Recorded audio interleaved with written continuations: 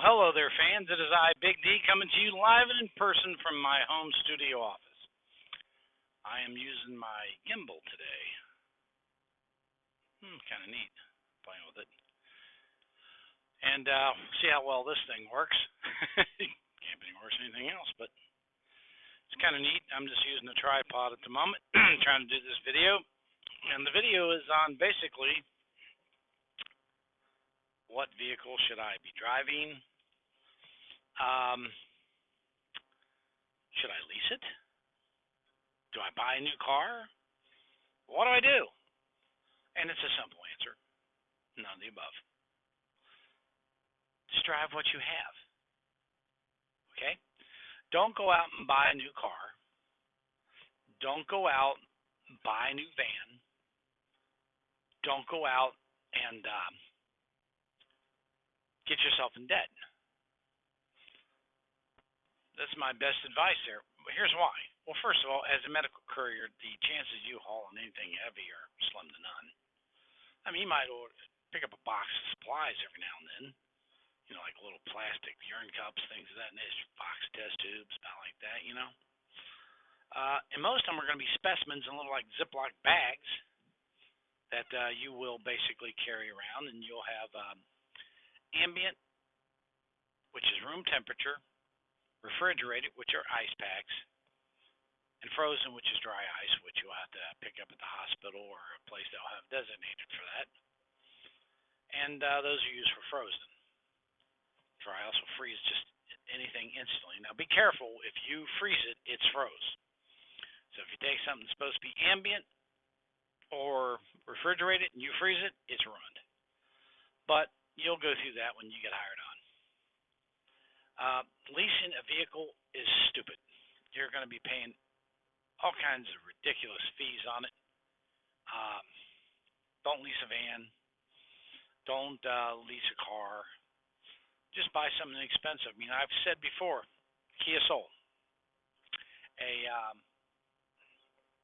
Scion XP, good car. You can get these things $3,000, $4,000. Ford Escape, Toyota RAV4, they're all good vehicles. Whatever you're driving right now is what you use when you start, though, folks. Then go from there. It's just that simple. Here's why.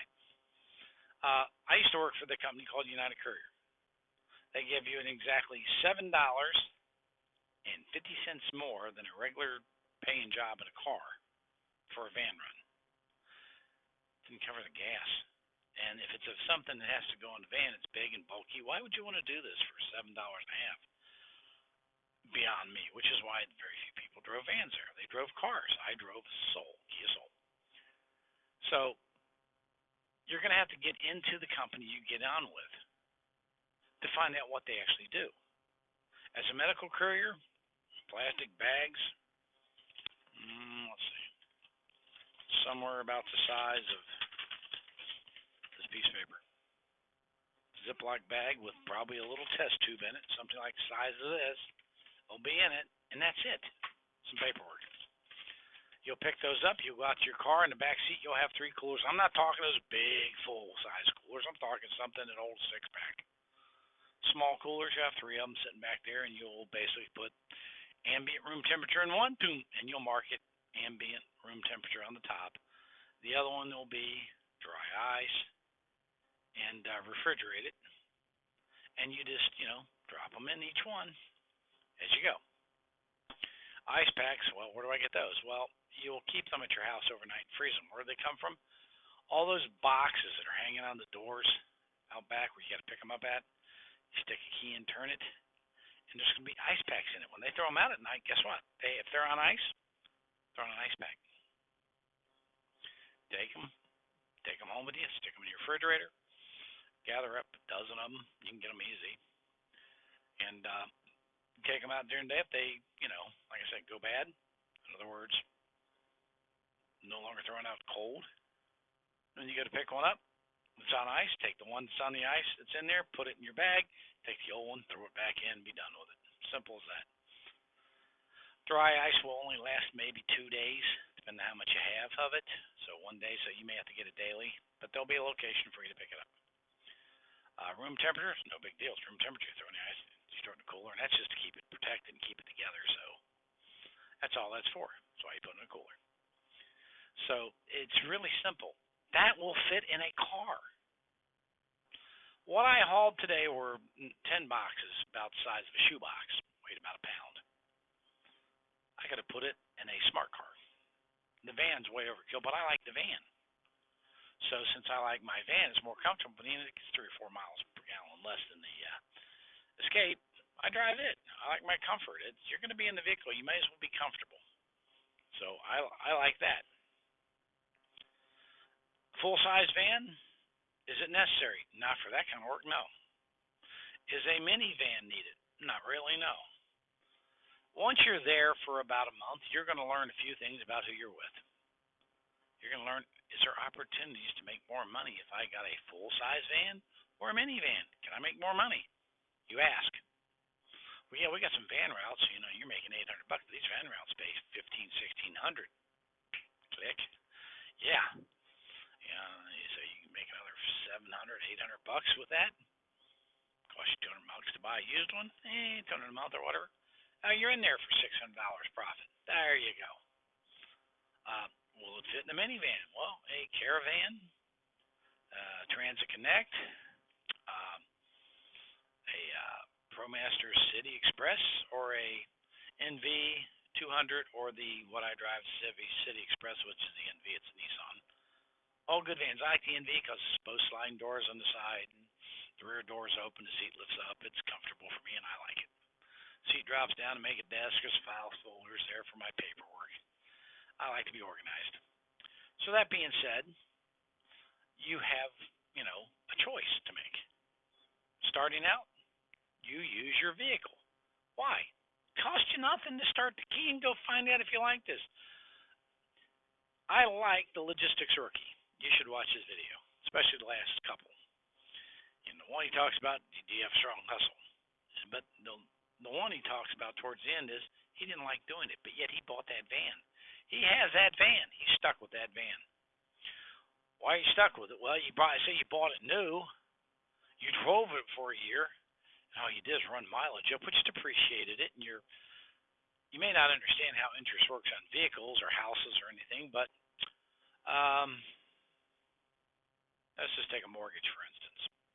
You have $1,000 payment your first month. You're lucky if 100 of that $1,000 goes to the principal. The other 900 goes to interest. It takes 15 years for it to equal 500 to 500. Car loans are a lot like that too. They front load the interest. In other words, you're paying more interest up front. As you make payments, the interest goes down each payment.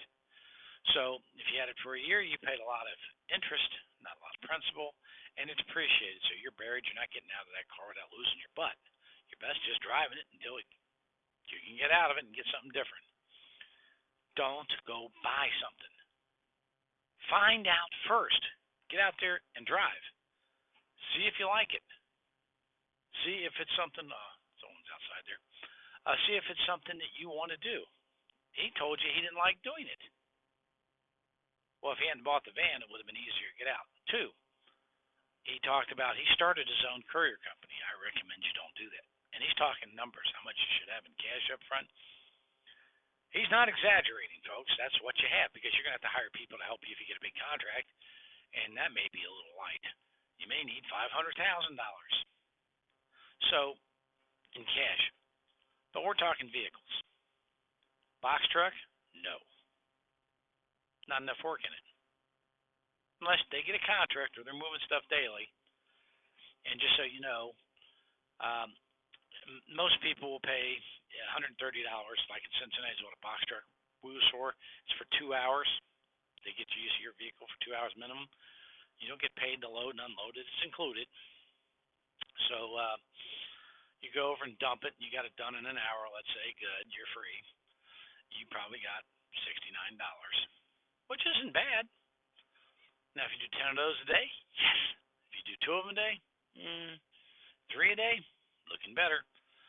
But then you're going to have to find out what the company you're with, what kind of equipment you would need to get into that, and what they would pay you. Then take and calculate your cost out and see if it's worth it. In some instances, it may not be a bad gig, but if there's no work in it, you get a load every, one or two a week. Huh?